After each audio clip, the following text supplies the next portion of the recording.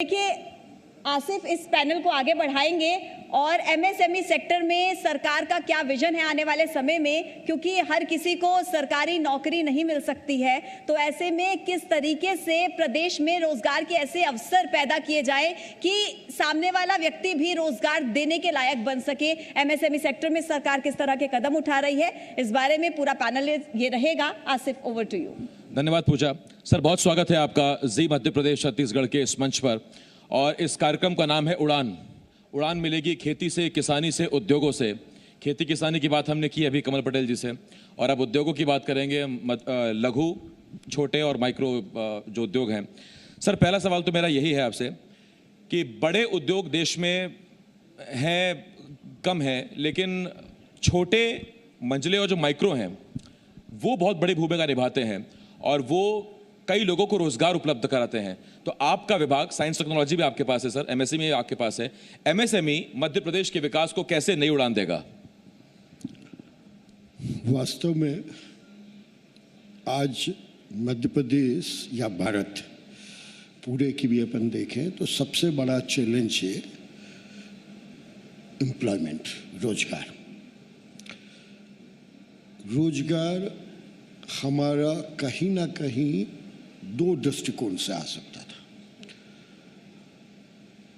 आज़ादी के पहले भारत में रोजगार कभी समस्या नहीं थी। कहीं मैंने किसी शास्त्र में गुलामी के पहले नहीं पढ़ा कि बेरोजगारी नाम की चीज़ भारत में थी।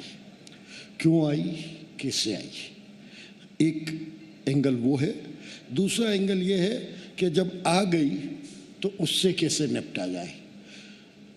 मध्य प्रदेश में पिछले 1.5 साल में एक दिन में हमने 1872 उद्योग 7 अप्रैल को एक दिन में शुरू किए थे 42 जिलों में, 42 district in one shot together. Next अभी हम 3001 साथ फिर before 31 March another series of industries शुरू करने वाले हैं। विषय केवल 3000, 2000, 5000 नहीं है।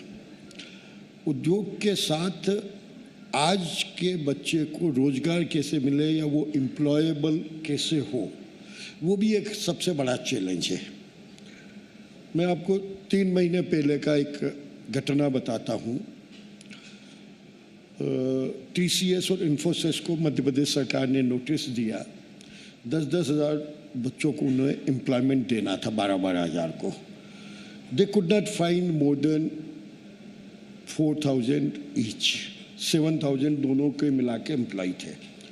उनने हाथ ऊंचे कर दिए कि मध्य प्रदेश में हमें आप हमारी ज़रूरत के हिसाब का क्वालिफाइड बच्चा नहीं मिल रहा है।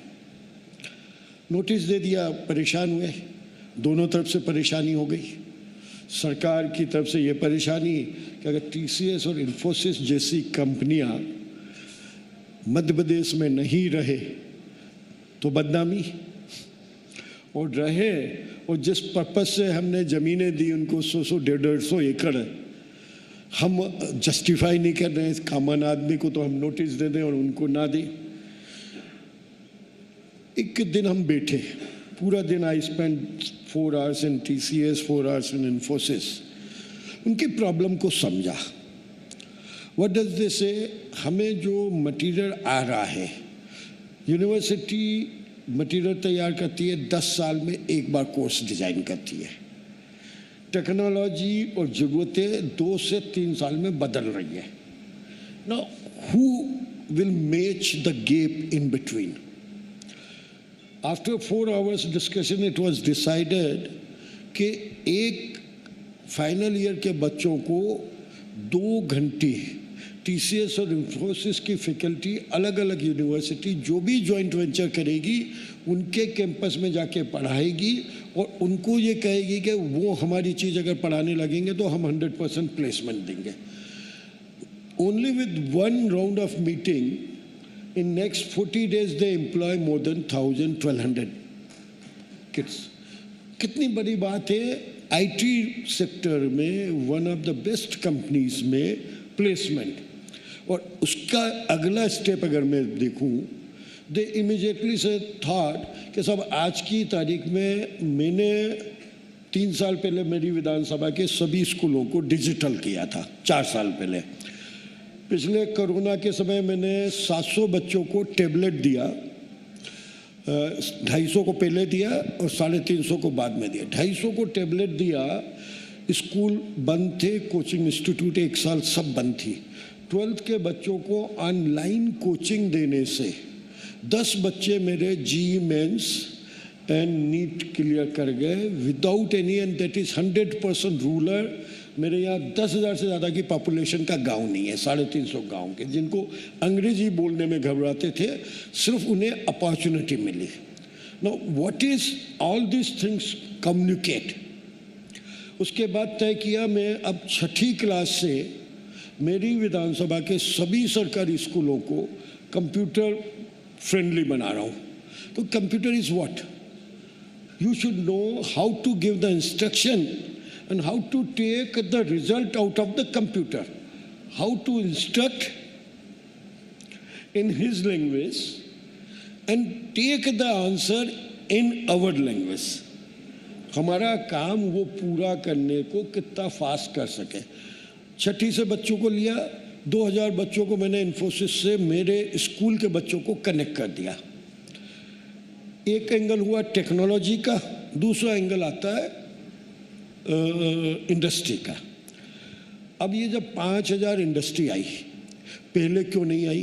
क्योंकि 1-2 जगह इंटरव्यू में मेरे को पूछ लिया कि साहब आपकी सरकार तो 15 साल से थी, आपने 15 साल में कितनी इंडस्ट्री लाई और क्यों आज बात कर रहे हो आप इतनी इंडस्ट्री की all of a sudden?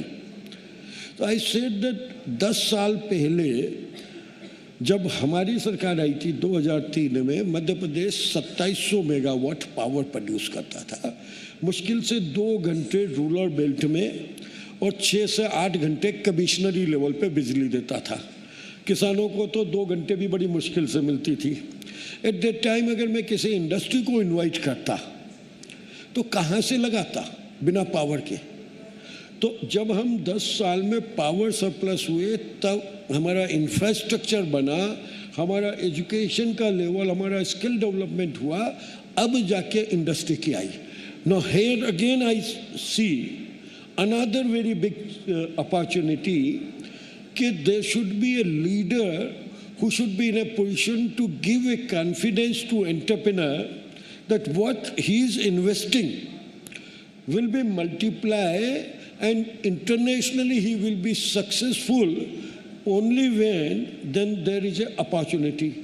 Now I must say कि दुनिया का सबसे बड़ा जो जोड़ी है हमारे शिवराज जी और माननीय मोदी जी की, उनने दुनिया के सबसे बड़े डिजास्टर में से सबसे बड़ी अपॉर्चुनिटी निकाल दी। चाइना को ऐसे सिचुएशन में रख दिया कि एकदम ऐसा बड़ी डिमांड निकल गई कि आज 1000, 10,000 क्या 20,000 इंडस्ट्री आ जाए तो उसके लिए वाइबल हो जाए। मैं पिछले 15 अगस्त को, मेरे को 3 घंटे बचे थे, मैं सुबह का भोपाल का कार्यक्रम अटेंड किया, जावत जाना था। मैं सोचा 3 घंटे ट्रेवल में बर्बाद करूं, बीच में इंदौर रुक जाता हूं। मैंने पूछा उद्योग विभाग से, इंदौर और जगह, कलेक्टर, इंदौर और स्पेस फॉर इंडस्ट्री कहाँ से आएगी? यहाँ तो जगह पाँव रखने की नहीं मिलेगी, इतनी एक्सपेंसिव है। We said no, we need within 30 days with a strong follow-up, they had given me more than 2,000 acre land. Can you imagine? उसके बाद मैंने ये कहना शुरू कर दिया कि मध्य प्रदेश के किसी भी डिस्ट्रिक्ट में कोई भी जगह मांगेगा, मैं 1 महीने में जगह दूंगा। ये मिथ खत्म करना था, ये विश्वास पैदा करना था। फिर तीसरा चैलेंज आया, टेक्नोलॉजी। चूंकि टेक्नोलॉजी भी मेरे पास था, आई इन्वाइटेड डॉक्टर हर्षवर्धन, उस समय केंद्रीय साइंस एंड टेक्नोलॉजी मिनिस्टर थे। मैंने कहा भारत में 36 CSIR की लैब्स हैं,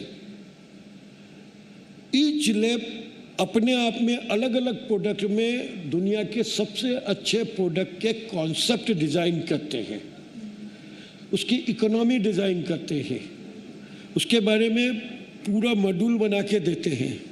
Nobody was knowing. I signed the same day the agreement कि किसी को भी किसी भी प्रोडक्ट की MSME के किसी भी इंडस्ट्री को टेक्नोलॉजी की ज़रूरत होगी तो भारत की ये सभी 36 लैब्स MSME के लिए काम करेगी और उनको required technology at A reasonable cost देगी. सर आपके पास तकनीक है, कमल पटेल जी के पास कृषि है, और आजकल तकनीक और कृषि अगर मिल जाए तो फिर कृषि का बढ़ावा हो जाता है. मैं इशारा कर रहा हूं सर ड्रोन की तरफ. बिल्कुल बिल्कुल, बिल्कुल. ये आप अभी ड्रोन की तरफ कर रहे हो या कमल की तरफ से कर रहे हो, हम तो जीते ही कमल से हैं. ये ग्वालियर में सर ड्रोन मेला लगा तो वहां से एक नई संभावना पैदा हुई, और ये मध्य प्रदेश के लिए अवसर जो आप कह रहे हैं वो एक अवसर बना कि रसायन का छिड़काव करना है, खाद का छिड़काव करना है, यूरिया डालनी है, तो आप ड्रोन का इस्तेमाल कर सकते हैं. और ये तकनीक के ज़रिए से मध्य प्रदेश इसमें कैसे आगे निकल जाए और बाकी प्रदेशों के लिए मध्य प्रदेश कैसे ड्रोन से खेती करने वाला राज्य एक मिसाल बनकर निकले, उस दिशा में आप और कमल सर दोनों मिलकर कैसे काम कर रहे हैं सर? बहुत सिंपल है. परसों हमारी CM साहब और पूरा हमारा IT डिपार्टमेंट टेक्नोलॉजी एंड हमारी 1 घंटे की चर्चा हुई. अभी आप देख रहे हैं कि 1-to-1 मीटिंग चल रही है. We decided under the leadership of our honourable chief minister that हम ड्रोन को डिफरेंट जगह पहले उसके लिए ड्रोन का उपयोग मल्टीपर्पज़ के लिए बच्चों को तैयार कैसे करेंगे. ड्रोन का उपयोग करना एक है, ड्रोन को इंपोर्ट करना दूसरा विषय है, लेकिन उसके फ्रेंडली होना, उसकी टेक्नोलॉजी को समझना, उसकी रीडिंग को. मेरे पास साइंस डिपार्टमेंट में पूरे मध्य प्रदेश के हर खेत का सैटेलाइट पिक्चर है. हर महीने का मेरे पास पिक्चर है. मेरे पास हर 30 लाख की 10 लाख से बड़ी सिटी का पूरा मैप है कि भैया किसके यहाँ कितना है और किस महीने में कितना अतिक्रमण हुआ. लेकिन उसको पूरा रीड करना और उसकी फाइन ट्यूनिंग करने के लिए ड्रोन का कैसे उपयोग करना, ड्रोन का उपयोग कैसे बीमा कंपनी के लिए करा जाए. अभी प्रॉब्लम ये है, कमल जी ने बताया होगा कि किसान जब लोन लेने बैंक में जाता है तो वो बैंक वाले को बोलता है यार ज़्यादा से ज़्यादा लोन दे दो. अब लोन ज़्यादा देना है, अगर सोयाबीन का रेट पर एकड़ कॉस्ट ज़्यादा आती है तो वो बैंक वाला उसका सोयाबीन का बीमा करके उसको लोन ज़्यादा दे देता है. अब क्वेश्चन ये आया कि जब उसको प्रॉब्लम आई उस दिन बीमा कंपनी बोलती है यार तुम्हारा बीमा तो सोयाबीन का, तुम्हारा सोयाबीन तो लगा ही नहीं. He is at zero. He paid the cost. Government has paid 8 times of the cost for his share, but उसको बीमा का राशि नहीं मिली. तो अब हमने क्या किया कि ये ड्रोन से हम टोटल अगले 1.5 साल में ऐसा सिस्टम बना देंगे कि हर खेत की पैरेलल हमारी रीडिंग तहसीलदार के पास रहेगी और बैंक को वो कोऑर्डिनेट करेगा. Now I cannot teach every old farmer कि तुझे कैसे बात करना, क्या बात करना, लेकिन हमें ये पता है कि उसकी कमजोरी को कैसे कवर करना. That is where the intelligence is required. और जागरूकता, यही अंतर है एक सामान्य सरकारी तंत्र में और एक जागरूक मुख्यमंत्री के नेतृत्व में काम करने वाली सरकार में. उनने तुरंत उस चीज़ को असेस कर लिया. हमने उनका कुछ एजुकेशनल इंस्टीट्यूट के साथ टाई अप करा कि भैया तुम ये कोर्स ऐसे चलाओ कि इसका टेक्निकल उपयोग कैसे करें. अब हम ड्रोन के कई जगह उपयोग कर सकते हैं, केवल खेती ही नहीं. मैं तो पूरी नगर में हर इंटेलिजेंस के लिए यूज कर सकता हूँ. मैं हर अतिक्रमण कब कैसा क्यों हुआ, कब क्या असुविधा हुई, सड़कें अगर टूट रही है और ठेकेदार के और किसी और कारण से पास हो गई और उसमें वो हो गई तो मेरे पास ड्रोन की पिक्चर है. मेरे पास डैम का, मुझे पता है कि पहले 4-4 महीने होते थे एक डैम को बनाने के लिए वाटर की कैचमेंट एरिया क्या असेसमेंट की.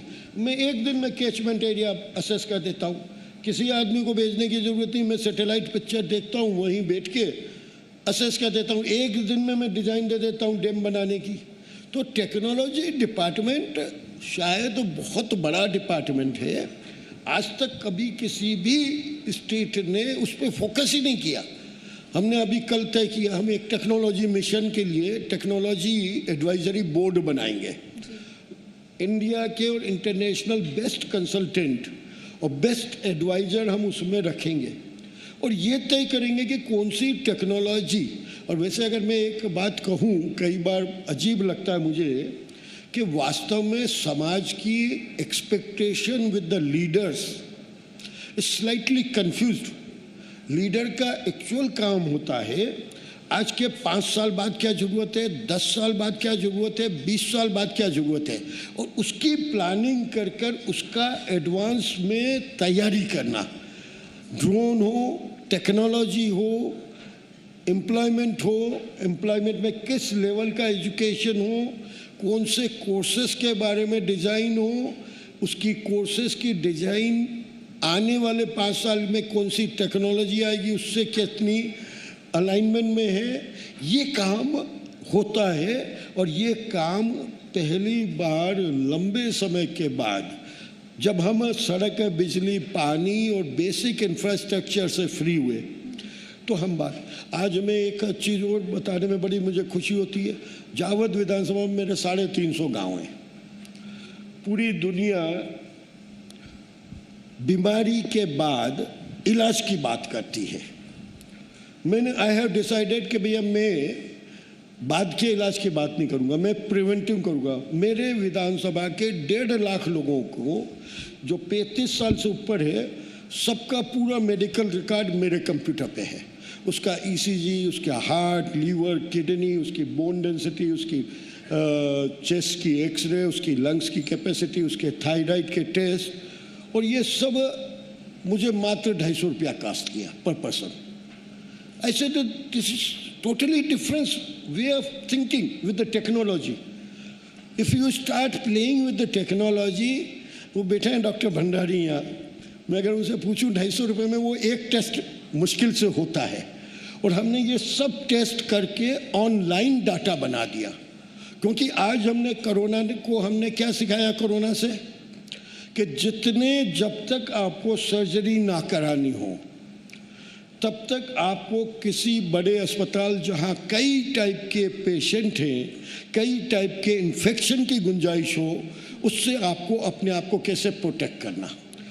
No, there are 3 things. One, communication is coming, कि आप टेलीमेडिसिन की बात कर रहे हैं, लेकिन टेलीमेडिसिन सुप्रीम कोर्ट ने गाइडलाइन बना दी कि भैया without test report you can not do. अब टेस्ट पूरे लोगों का, तो मैंने कहा यार जो मेरे मालिक है, मेरे मालिक मेरा वोटर, दिस इज द राजनीतिक डेफिनेशन। मैंने 1.5 लाख लोगों का पूरा टेस्ट रिपोर्ट बना दिया। मुझे पता है मेरे 12% को बीपी की प्रॉब्लम निकली, मेरे को 6% जिनको पता ही नहीं था शुगर निकली, उन्हें पता नहीं था। कम से कम मेरे 20-25 को हार्ट अटैक का फर्स्ट स्टेज या उनकी काफ़ी कैपेसिटी डाउटफुल हो रही थी, निकल के आ गई। हमने ट्रीटमेंट करा दिया, ऑनलाइन सबकी कोऑर्डिनेशन करा दी। तो वन हैज़ टू अंडरस्टैंड आज दुनिया किस स्पीड से जा रही है और उस स्पीड से आपके पास क्या चैलेंज आ रहा है। तो टेक्नोलॉजी एंड साइंस का, आने वाली टेक्नोलॉजी से अलाइनमेंट और रोजगार जो आज का चैलेंज है उसको एजुकेशन से और उनकी रिक्वायर्ड एजुकेटेड यूथ की तैयारी करना। हमने अभी एक और चीज़ की, जितनी भी ITIs हैं, लोकल ये जो डिप्लोमा इंस्टीट्यूट्स हैं, उनको इंडस्ट्री से क्लब करना। मैंने पहली बार इन्फोसिस के साथ बिठा के 12 यूनिवर्सिटी का, जिसमें 3 सरकारी 12 यूनिवर्सिटी का एग्रीमेंट साइन कराया कि भैया उनकी क्या रिक्वायरमेंट है वो समझिए और उस एग्रीमेंट के हिसाब से आप अपने बच्चों को 6 महीने एडिशनल पढ़ा दीजिए। सर, एक सवाल मैं आपसे करना चाहूँगी। प्रधानमंत्री बात करते हैं आत्मनिर्भर भारत की और मुख्यमंत्री बात करते हैं आत्मनिर्भर मध्य प्रदेश की, और इसका जो महत्वपूर्ण स्तंभ है वो है MSME सेक्टर, इंफ्रास्ट्रक्चर, स्वास्थ्य और शिक्षा। इसके बिना संभव नहीं है आत्मनिर्भर मध्य प्रदेश। आपने बात की साइंस एंड टेक्नोलॉजी की, एमएसएमई सेक्टर की कि कितना काम अभी तक इसमें हो रहा है। आंकड़े में पढ़ रही थी, निवेश में काफ़ी बढ़ोतरी हुई है। 2019 से 21 तक लगभग 45% बढ़ोतरी हुई है अभी तक। तो अगर आप कंपैरिजन करते हैं पिछले बीते कुछ सालों से और अब तक, कितना चेंज आप देखते हैं एमएसएमई सेक्टर? देखिए, पूरे भारत में मुझे तो याद नहीं है कहीं पे भी एक दिन में 1892 इंडस्ट्री का भूमि पूजन हुआ हो, मुझे याद नहीं है। कभी आपने सुना हो तो मुझे बता दीजिए। इट इज़ मल्टीपल टाइम्स, 45% तो आईपी लार्ज इंडस्ट्री में ग्रोथ है। एमएसएमई में तो मल्टीफोल्ड है।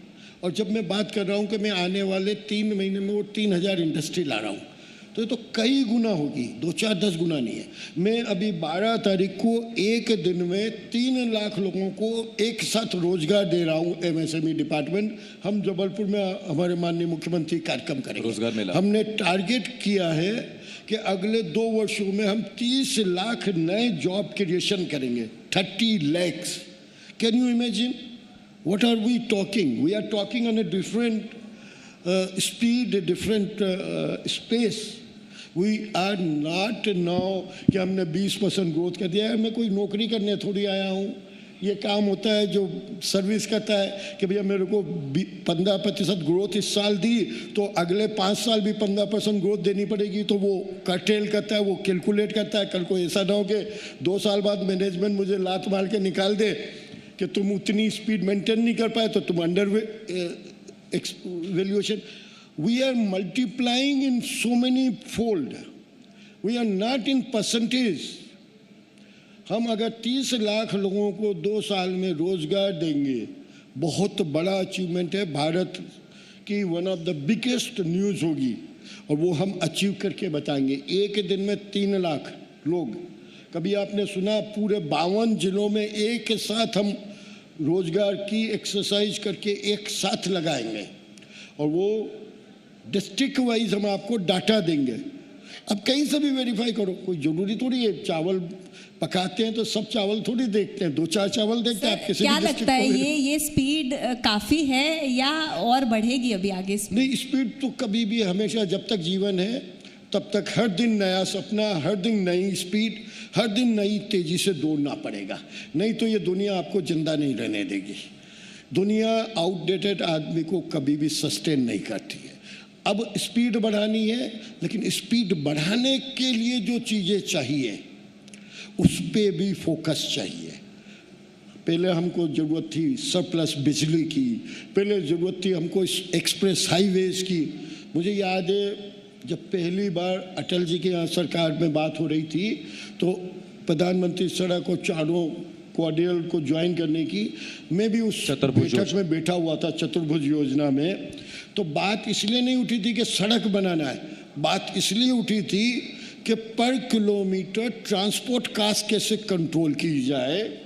और मुझे अच्छी थी उस ज़माने में, मैं इंडस्ट्रीज चलाता था।